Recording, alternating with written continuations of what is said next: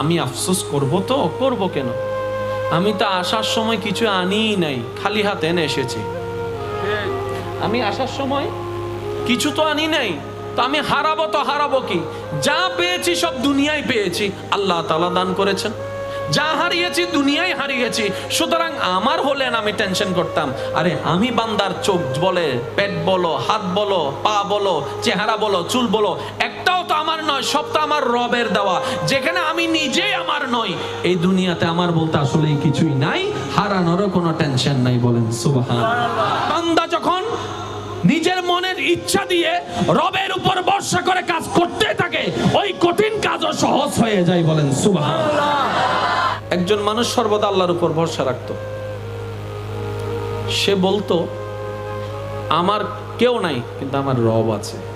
সুবহানাল্লাহ। জীবনের পরিক্রমায় একটা বিপদে পড়ে